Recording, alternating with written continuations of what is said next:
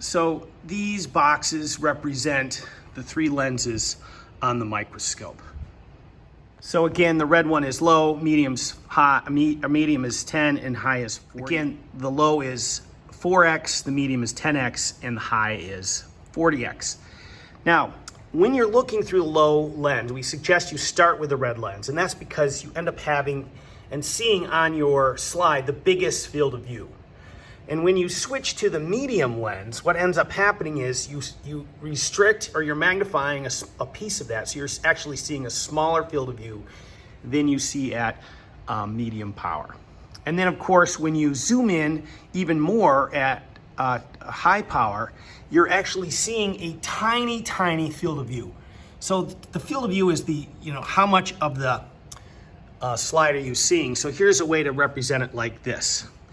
So if you're trying to get a sample under your microscope, you basically have a choice between sort of a large area or a large field of view, a smaller field of view represented here in yellow, or a tiny field of view represented by the blue.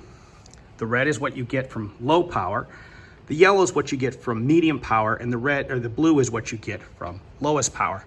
So when you're looking for a sample, say you've got a flea, what you'll see is when you're looking at it under low power, you will see that flea in your field of view.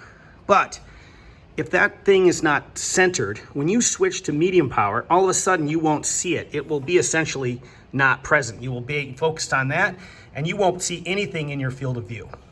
So if you lose a sample, the idea is you always zoom out, which means you switch to the low power lens.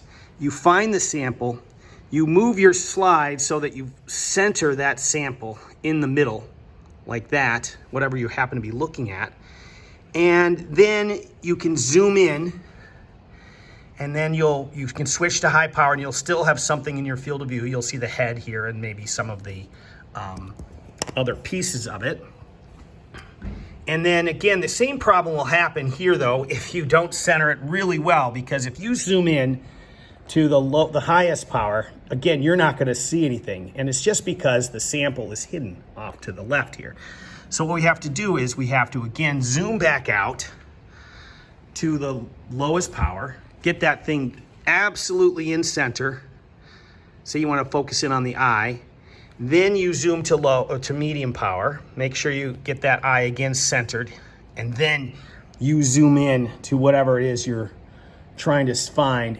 And now when you're at the highest power, you will actually see something as opposed to seeing nothing. So this is just a quick review of field of view and the relationship between lens power and field of view. So again, red always gives you the highest or the largest field of view, medium gives you a smaller, and then the high power gives you the tiniest and absolute smallest field of view. So the rule is, if you lose something, always switch back to the low power lens, and then you'll find the sample, you'll be able to focus on it, bring it to center, focus again, and then you can go and zoom in to the medium and then ultimately to the high, and you'll actually find it that way. So that's kind of a pro tip about lens and field of view. Now, as we were saying about the lenses, there's a difference in their field of view, which is how big of a circle are you seeing. But the really cool thing, one of the coolest pieces of a lens is that it has what's called a depth of field. A depth of field is the position under the lens that things are in focus. So if I have a sample, I'm going to have a three-dimensional sample, which obviously all objects are, even though they're really small. So here's our flea in 3 dimensions. When we move the lens up and down, what we end up doing is there's a little area in here that's in focus. So when that sample moves into this, what we call the depth of field, which is how deep of a sample, how deep of a space is in focus, that object will be in focus, okay? So the low power has quite a large or deep field of view. It's really got a lot of space that things are in focus in. Now, one of the challenges of moving to medium power is not only does the circle of space get smaller, but the depth of field gets smaller. So what would be in focus here, when you switch to your next lens, the medium power lens, that object, because it's not in that little area that's in focus, it's no longer in focus. So you have to move the lens relative to the object, move the object relative to the lens, and make that object show up in this depth of field where it's in focus, okay? And then the same thing is true for the high power lens, right? The high power is, you're not only are looking at a tiny, tiny little area, but the depth at which that thing is in focus is even smaller. So we have a tiny depth of field, which means just the tiniest turn of that knob that focuses is going to make you lose the focus. So it's the smallest, finest touch that keeps that thing in focus. And only a tiny little area is where you find that thing in focus. The pro tip of this, the thing that's kind of interesting, is when you start managing with this, start playing with this depth of field, as this thing comes in focus, the first thing you'll see is the top of the object. So you'll see the eyes and you'll see the eyes, say, and the legs.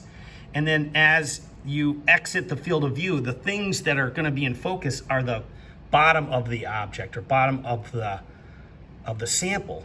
So as it exits, you're actually looking at the bottom. You're focusing on the bottom of the sample. So you'll actually be able to look at the top of the sample and then the bottom of the sample as you move in and out of focus. So it's a really powerful thing that a microscope can do. So low power, big depth of field, lots of things in focus. Medium, smaller depth of field. High power, really, really low depth of field. And so what that translates into is you have to be really careful as you focus. The knob doesn't need to be turned very much at the high power. If you lose again the focus, if you can't see anything, the rule is you go back to low power and find that object again. And that's the story about microscopes and lenses.